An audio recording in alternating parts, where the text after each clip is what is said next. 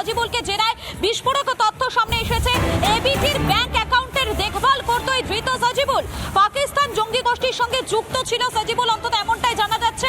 আমি আরো একবার চলে যাবো সরাসরি ইন্দ্রাশিসের কাছে। ইন্দ্রাশিস, এই বিষয়ে বিস্তারিত জানাও।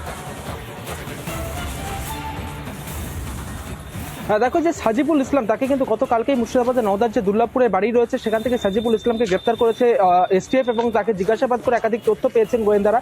গোয়েন্দা সূত্রে যেটা জানতে পারা যাচ্ছে যে এবিটি টিম অর্থাৎ আনসারুল্লাহ বাংলা জঙ্গি সংগঠনের যে ফান্ড, সেই ফান্ডের যে তহবিল সেটাই কিন্তু দেখাশোনা করতো এই সাজিবুল ইসলাম, এমনটা কিন্তু গোয়েন্দারা এখন পর্যন্ত জানতে পেরেছেন। এবং তাকে সরাসরি জসিমউদ্দিন রহমানি সাজরাদির মাধ্যমে তাকে কিন্তু পাঠিয়ে দেওয়া হয় দুবাইয়ে, এবং সেখানে পাকিস্তান থেকে তার অ্যাকাউন্টে টাকা দেওয়া হয়। দুবাইয়ের যে অ্যাকাউন্ট ছিল এই সাজিবুল ইসলামের, এবং তারপরে সেই টাকা কিন্তু পাঠানো হয় সাজিবুল ইসলামের যে বাংলায় অ্যাকাউন্ট ছিল সেই অ্যাকাউন্টে সেই টাকা কিন্তু ট্রান্সফার করা হয়েছে। প্রায় 3.5 লক্ষ টাকা কিন্তু ট্রান্সফার করা হয়েছে, গোয়েন্দারা এমনটাই জানতে পেরেছেন। এবং এই যে টাকাটা ট্রান্সফার করা হয়েছে সেই টাকাটা বরাদ্দ করা হয়েছে কেবলমাত্র বিস্ফোরক মজুত করার জন্য, বিস্ফোরক কেনার জন্য, এমনটাই কিন্তু গোয়েন্দা সূত্রে এখন পর্যন্ত জানতে পারা যাচ্ছে। বিস্ফোরক কেনার জন্য দফায় দফায় টাকা পাঠানো হতো। প্রথম দফায় 3 লক্ষ টাকা, সেই টাকা সাজিবুল পাঠায় বাংলায় বিস্ফোরক কেনার জন্য। এই টাকা পাঠানো হচ্ছিল বলেই খবর। ধন্যবাদ তোমাকে ইন্দ্রাশিস।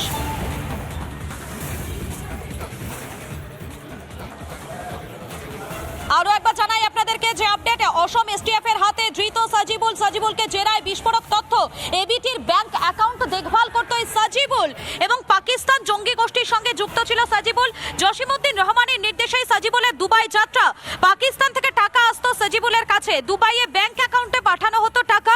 দফায় দফায় টাকা পাঠানো হতো। প্রথম দফায় পাঠানো হয় প্রায় 3 লক্ষ টাকা।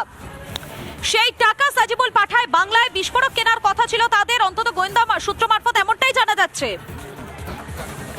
অসম এসটিএফ এর হাতে ধৃত সাজিবুলকে জেরায় বিস্ফোরক তথ্য সামনে আসছে। এবিটির ব্যাংক অ্যাকাউন্ট দেখভাল করত এই ধৃত সাজিবুল। পাকিস্তান জঙ্গি গোষ্ঠীর সঙ্গে যুক্ত ছিল সাজিবুল, সূত্র মারফত যেমনটা জানা যাচ্ছে। এই মুহূর্তে আমাদের সঙ্গে টেলিফোন লাইনে রয়েছেন প্রাক্তন পুলিশ কর্তা অরিন্দম আচার্য। আপনাকে স্বাগত রিপাবলিক বাংলায়। অসম এসটিএফ এর হাতে ধৃত যে সাজিবুল, সেই সাজিবুল বিস্ফোরক কেনার জন্য টাকা পাঠিয়েছিল। প্রথম দফায় প্রায় 3 লক্ষ টাকা পাঠায় বাংলায়। তাদের উদ্দেশ্য ছিল বিস্ফোরক কিনে মজুত করার। আর এটাতেই তো উঠছে প্রশ্ন, বাংলা কি তাহলে সেফ করিডোর হয়ে যাচ্ছে দিনের পর দিন জঙ্গিদের কাছে? দেখুন, এই যে আনসারুল্লাহ যে বাংলা টিমের যিনি প্রধান জসিমউদ্দিন রহমানির নামটা যেটা আমি জানি, যে মোহাম্মদ ফারহান ইসলামকে যে নির্দেশে বাংলাদেশে ভারতে যে নেটওয়ার্কটা তৈরি হয়েছিল, দেখুন এখানে আসাম পুলিশকে অবশ্যই থ্যাঙ্কস জানাতে হবে যে তারা যে persuasion of secret information mobile network থেকে শুরু করে যেগুলো তথ্যগুলো দিচ্ছে, এটা সত্যি কিন্তু ভয়ঙ্কর। ভয়ঙ্কর মানে কি বলুন তো, যে আমরা ভাবতেই পারছি না যে শেকড়টা কিভাবে আজকে গেড়ে বসেছিল। এবং এদের কাজ ছিল হচ্ছে কি আমাদের বাংলাতে একটা সন্ত্রাস সৃষ্টি করা। আপনি ভাবুন যে কি ভয়ঙ্কর পরিস্থিতির সৃষ্টি হয়েছিল আগামী দিনে। অতএব এই ক্ষেত্রে আমি মনে করি যে আজকে আসাম পুলিশ যেরকম করছে, ত্রিপুরাতেও সেরকম করছে, এবং যে ডিটেনশন ক্যাম্প অলরেডি নাকি দিল্লি 12 জনকে অ্যারেস্ট করে পুশব্যাক করে দিয়েছে। কিন্তু পুশব্যাক কেন হবে? তাদের অ্যারেস্ট করে আজকে তাদের শাস্তি দিতে হবে, তাদের রিং পিনকে ধরতে হবে যে কাদের নির্দেশে তারা এখানে আসছে। সেই রকম ওয়েস্ট বেঙ্গল, ত্রিপুরা এবং বিভিন্ন জায়গায় যারা নাকি মেইন রুট, কোন নির্দেশে এলো, কার কাছে ছিল, কার শেল্টারে ছিল, হারবারিং অফেন্ডার আমরা যেটা বলি, সেইগুলো তাদের এগেনস্টে তো অ্যাকশন নিতে হবে। কোন রাজনৈতিক নেতা, কোন পুলিশ নেতার আজকে ভেরিফিকেশন কিভাবে হলো, সমস্ত নেটওয়ার্কটা বের করে কিন্তু আজকে সিরিয়াস হবে আমার মনে হয়। একেবারে বোঝাই যাচ্ছে যে একটা সিরিয়াস অ্যাকশন নেওয়া কিন্তু এই মুহূর্তে প্রয়োজন। এটাই কিন্তু মত প্রত্যেকেরই। ধন্যবাদ আপনাকে। একাধিক উচ্চ পদস্থ বিজেপি কর্মীরা তারা কিন্তু চলে এসেছে সন্দেশখালীর দ্বীপ। সেই দ্বীপের চারপাশ থেকে নৌকায় করে প্রচুর বিজেপি কর্মী সমর্থকরা তারা কিন্তু এই সভায় তারা আসছেন। গতকাল মুখ্যমন্ত্রী মমতা বন্দ্যোপাধ্যায় এসেছিলেন, আউটসাইডারদের নিয়ে এসেছিলেন। আজকে সন্দেশখালীর সাধারণ মানুষ, মা বোনেরা এই প্রতিবাদে ফের জানান দেবে যে আমরা মুখ্যমন্ত্রীর সাথে নয়, আমরা শুভেন্দু অধিকারী অর্থাৎ বিজেপির সঙ্গে আছি।